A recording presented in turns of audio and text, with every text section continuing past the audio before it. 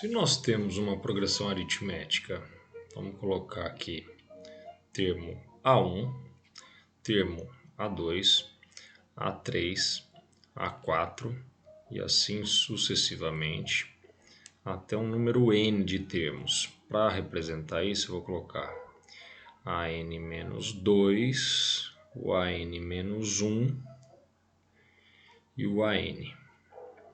Até então o termo n, o enésimo termo da minha PA.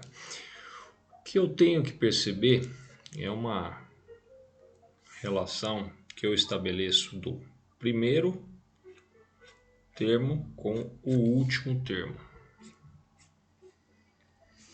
Se eu somar o primeiro com o último, o resultado dessa soma, que eu posso aqui escrever como A1 mais AN, primeiro com o último, vai ser o mesmo valor de somar o segundo com o penúltimo, que aqui estariam representados por A2 e AN-1, que eu poderia escrever como A2 mais AN-1, que também vão ter o mesmo resultado da soma do terceiro com o antepenúltimo, que para a gente aqui seriam o A3 somado com o AN-2.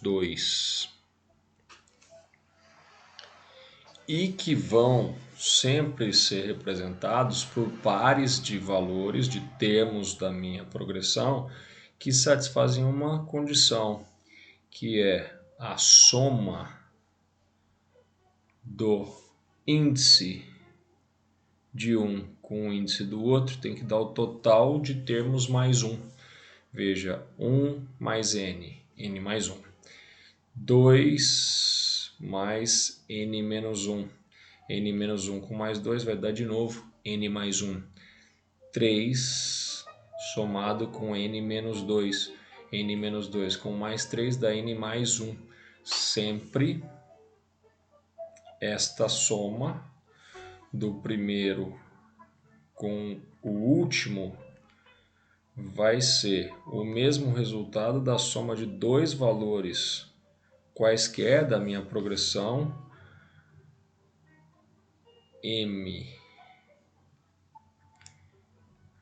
p, de tal modo que os valores dos índices, das posições que eles ocupam, m somado com p, dê o n total mais 1. Se isso for satisfeito, sempre vai ser uma verdade. Vai ser a soma de dois termos igual à soma do primeiro com o último. E aí a pergunta é, por que é que isso funciona para progressões aritméticas? Como é que eu consigo perceber que a soma do primeiro com o último é igual à soma do segundo com o penúltimo, por exemplo? Bom, se eu faço a soma A1 mais AN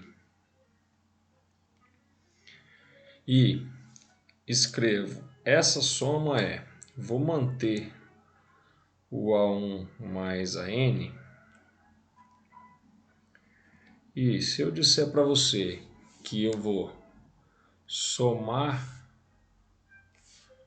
escolhi outra cor aqui, uma razão, e ao mesmo tempo eu vou subtrair essa mesma razão, é claro que R com menos R dá zero. Então você não está afetando isso aqui, você está fazendo A1 mais AN mais zero. Continua sendo A1 mais AN. Só por uma questão de organização, o que você pode dizer é que você vai fazer o A1 mais o R, A1 mais R, somado com o AN menos o R. AN menos o R.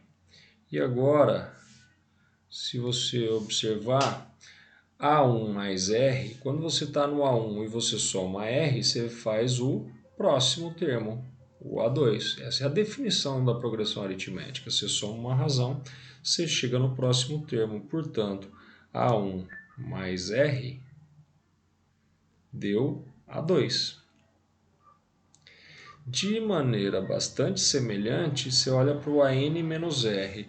Se você está no AN e você subtrai uma razão, você volta para o termo anterior. Então, você chega no AN menos 1. Na posição AN menos 1. E você está somando os dois. Olha o que você concluiu. Que o A1 mais o AN é igual ao A2 mais o N menos 1. O AN menos 1. Se você, de novo, somasse R aqui e subtraísse R aqui, quem que você ia produzir? O terceiro, fazendo o segundo mais a razão, e o antepenúltimo, o AN menos 2, se subtraindo uma razão daqui. Você ia voltar um aqui e ia andar um aqui.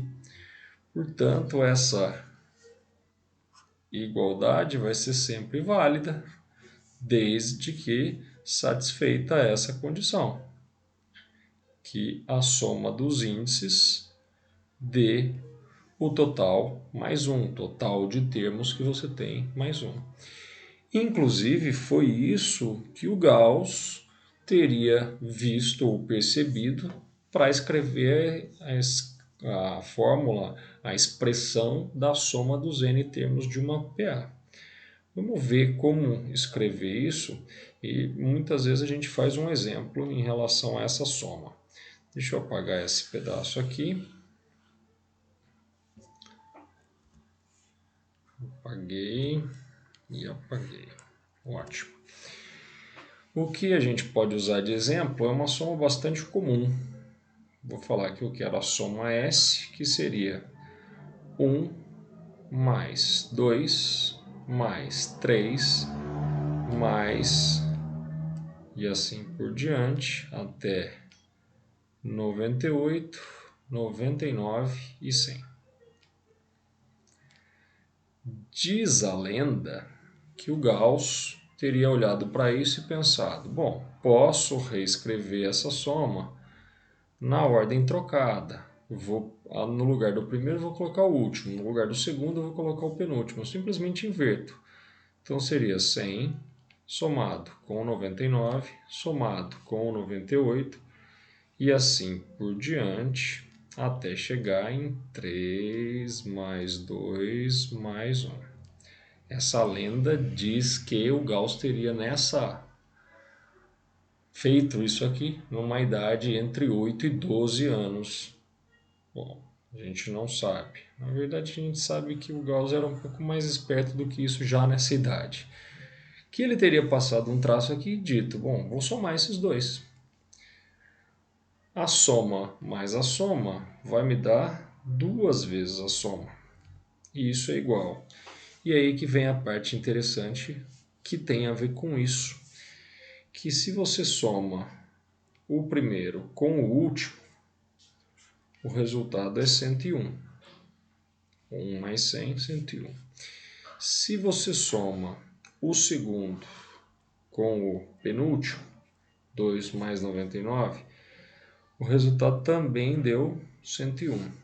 Se você soma o terceiro com o antepenúltimo, novamente o resultado deu 101. Ou seja, esses valores das somas iriam se repetir a quantidade de termos que você tivesse nessa sua série, nessa sua sequência.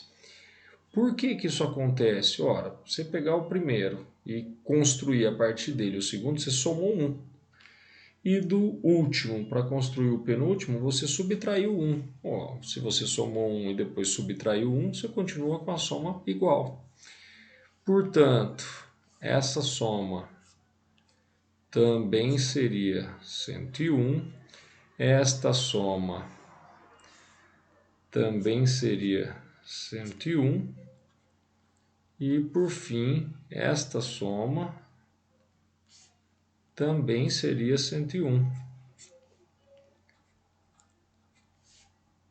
O Gauss teria observado isso e pensado, bom, eu tenho 100 termos, porque eu começo em 1, 2, 3, vou até o 100. Então eu tenho 100 termos ali, 100 termos embaixo. Portanto, eu tenho 100 valores iguais a 101.